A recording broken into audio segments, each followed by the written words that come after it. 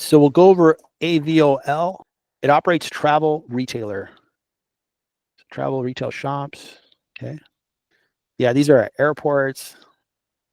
I rarely buy other than kind of, a few incidentals. Like sometimes I lose a phone charging cable and I gotta go to these shops and buy one, or maybe a snack because I'm maybe taking a connection and there's no time to really eat a meal. But that's the kind of stuff they sell. It's probably a good margin. 25% increase in the past year.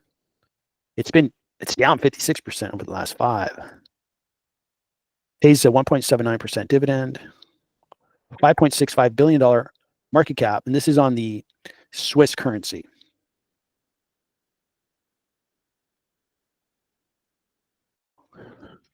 So that's CHF.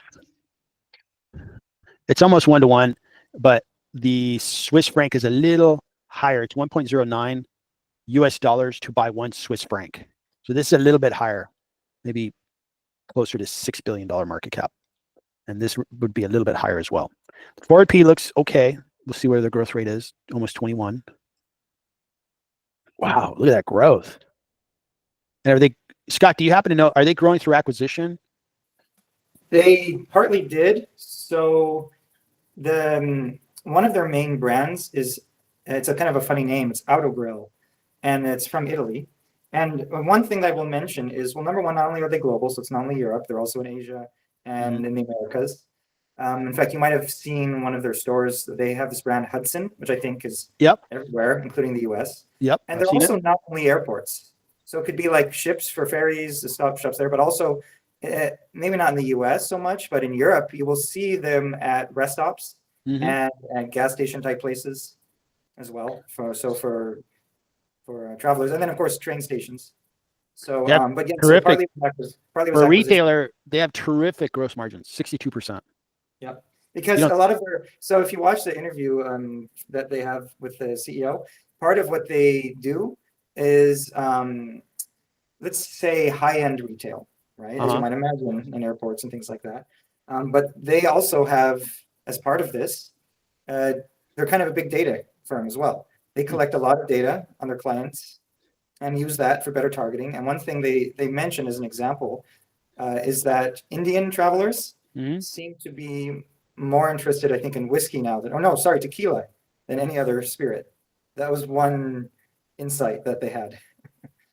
So this stock looks really interesting because even though their market cap is a little less than $6 billion, their free cash flow is $2 billion. So you're doing well over 33% of free cash flow on your market cap. So you're generating a lot of cash in proportion to your market cap. Let's take a look at their balance sheet, see if they accumulated a bunch of debt, if they're acquiring businesses. So they're at 12 billion in debt, so 11 billion net debt. So that's where this is a little shaky, is you have $11 billion of debt, net debt. You're doing about 1.5 billion of EBITDA. So you're at debt to EBITDA is 4.56. So that's above 3. That makes them riskier.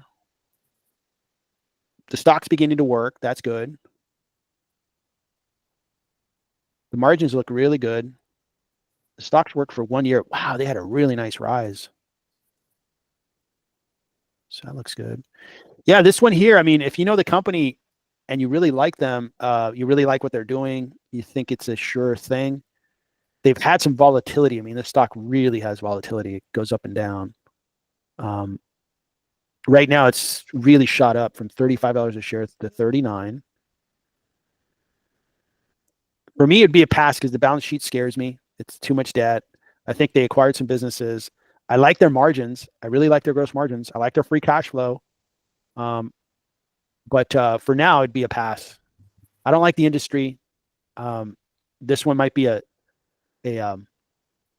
exception because they are really operating a very profitable business within retail.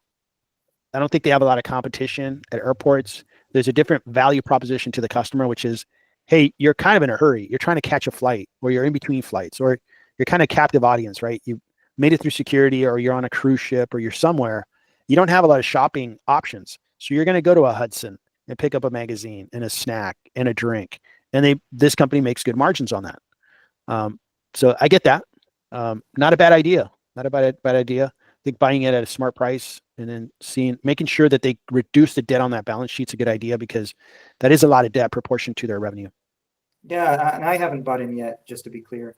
What's one other thing? So this company was on a list that I just saw. And so there are certain situations in Switzerland when a company will actually be able to give dividends tax-free. And meaning that if you're a foreign investor, you might not even have to pay the withholding. I don't know. But for sure, for me living here, I would be able to say, report it and say, they would say, yep, that's tax-free. And I think it has to do in situations where it's, for example, from a merger or something like that, or there was a gift or something, it's where it's not giving profits. And so I think because of some recent mergers, they're sitting on some cash that they're able to give out.